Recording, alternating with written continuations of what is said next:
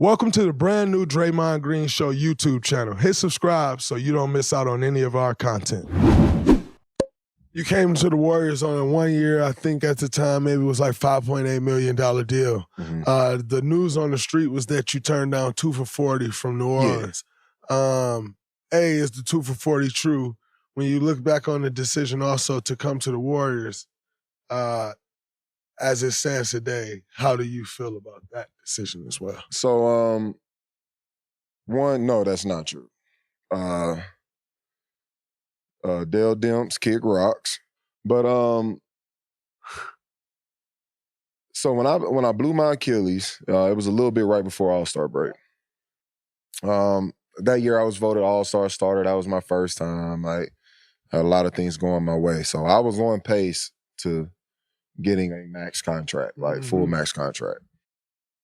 And I think it might have been like 175 at the time, something like that. So, that was that was understood. Yeah. Penny right there. So when the Achilles injury happened, I went out to LA, had the surgery. And then at that point, I just kind of separated from the team. And, having an injury of that magnitude, it can low-key kind of be a distraction to even be around. Me being a vital part of that team, it was a blow to the team. Mm-hmm. So my thing was, let me kind of remove so those guys can stay locked in for the rest of the season. So I went out to LA, went through my process of healing, and maybe a week after my surgery, Dale Demps reached out, and the Pelicans actually were coming out that way. They had a road trip between LA, the two LA teams. Okay. West Coast road trip. So anyway, he came through, he came to visit me. And initially with the visit, it was to come check on me. Like I said, this was a week later. So I'm just thinking, he coming to check on me, holler, whatever. So he's probably there maybe 10 minutes. In the midst of that, he starts talking contracts. I don't have an agent around, anything like that. It's just me, my day-to-day manager. I had a couple doctors with me, going through my process. So he's talking to me, he starts mentioning the contract. And you know how this goes. We don't negotiate. That's what our agents are for. Absolutely. That's not my job. So once he started, kind of talking about it, and he never mentioned numbers or anything, he just kind of started the conversation of, your value has dropped since the injury or whatever. So I kind of look at him and I'm kind of in shock, you even really having this conversation while I'm sitting here like this. So I kind of got a little frustrated and I'm like, you know what, I'm not really in the space to do this. So, we finished the evening, we go our separate ways. So before he left, I was like, I'd rather not speak again until, the start of free agency. Because I wasn't appreciative of that moment. And I let it be known to my agent as well. And I was like, if there's anything that really needs to be said, you can just, holler at my agent. So I didn't hear from Dale Demps until the start of free agency. And, we kind of had our conversation. I talked to a few teams, that day, and, which they don't matter now. But with Dale Demps, he took offense to me not wanting to speak. So then it was, the conversation was, we don't want you back. You were difficult to deal with. So I'm like, all right, I'm like, damn, in my head, I'm like, damn, you don't even want me back? So get on the phone with my agent, and I'm like, this motherfucker just told me he didn't want me back. So now I'm kind of lost, because going into this whole thing, I'm like, I know it's gonna get figured out. Absolutely. We weren't a playoff team the year before. We're now a playoff team. We had a lot of success in a short time, so I'm like, I know they're gonna try to keep this team together. I brought Rondo in. We had Drew Holiday in. So we had a night. We had a really good core. And so my whole mindset was I know it'll get figured out, whatever it is. So, once I heard the words, we don't want you back at all, my mind kind of shifted. And it's just damn, what am I doing now? So now I know, I'm not getting the max because the team that can pay it to me doesn't even want me. And I think for the most part throughout the league, it was kind of figured that I would be back with New Orleans. So, we kind of had that conversation, and then I'm not really sure of the timeline, but they ended up signing Julius Randle. So for me, I'm like, well, there's my money. Like, you know what I mean? So they really moved on. So,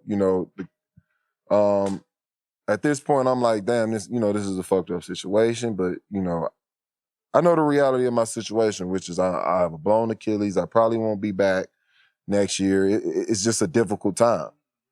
So, I get on the phone with my agent and we kind of figure out a game plan as to, how can I maneuver through this and still find a way to be successful. And, he kind of mentioned the Warriors and I'm like, that would make sense. I could rehab.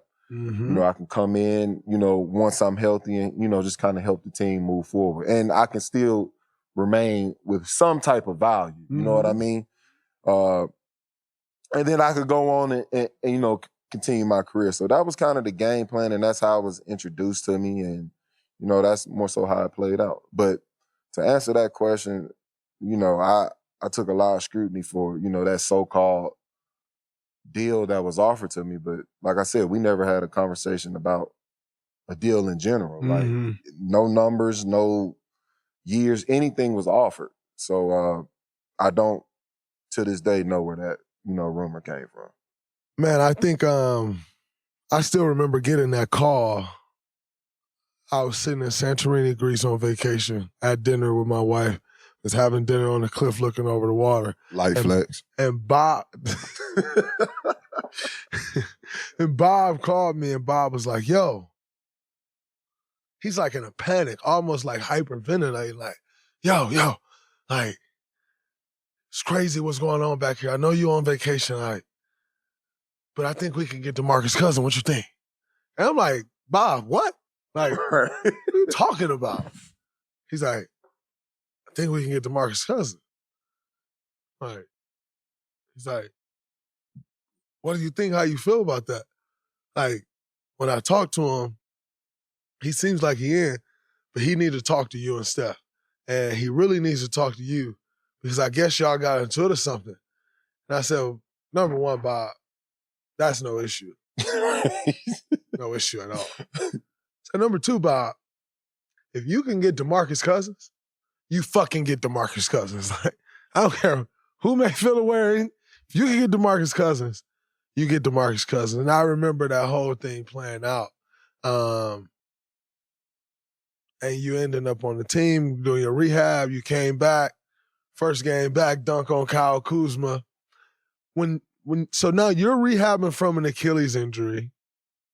I'd imagine not really feeling like yourself when you come back. Mm-hmm.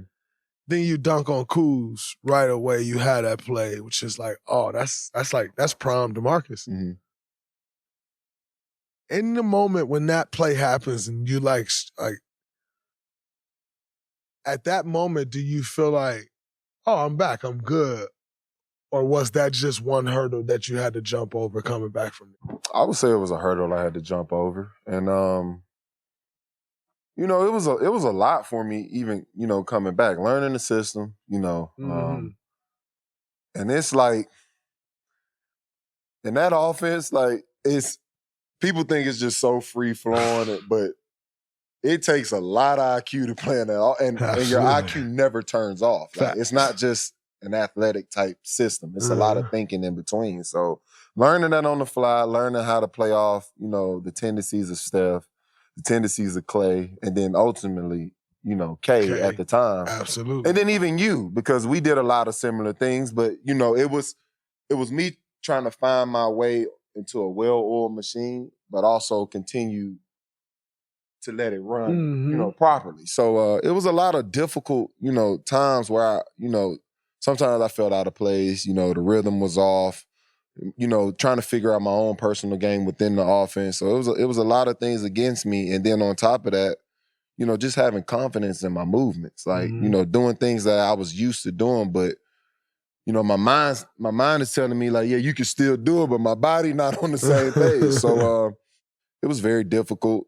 But I had credit to you guys, I had a really good group around me. You guys, really embraced me. You guys worked with me. You allowed me to, find my way within it. And, eventually it was rolling. Like, Yeah. I mean, it was rolling, was. bro. So, we kind of finally found our rhythm. Everybody, figured out their place within the team, and and everybody was finding success at the same time. And then, obviously, we ran into another injury. So, but like I said, credit to you guys because y'all really made that that situation work for me. Have you been hungry for some college football? I am. I cannot wait. And if you love college football as much as I do, jump in on the DraftKings Sportsbook. Go to the app. Takes you 90 seconds, maybe 2 minutes to download. It's a small slate of games, but it's week 0. We got the one over in Dublin. And go to the DraftKings app. If you're a first-timer, let's make it easy. Just pick a team to win. Select a team. Place your first bet. This is going to be a gigantic season because of conference realignment. There's so much mystery and so much fun and so many big games. Oregon, Ohio State, Texas, Georgia. That's now a part of our life. If you've always loved college football, add a layer to it. Go to the DraftKings Sportsbook app. Put in the name Colin. By the way, when you download the app, put in the name Colin. That's $200 in bonus bets. If you put in the code Colin, you get $200 in bonus bets from DraftKings, betting just $5. That's a nice head start. It's like you won without winning. Pick a team. It's simple. Download it. Code Colin. $200 off 5. Only on DraftKings. The crown is yours.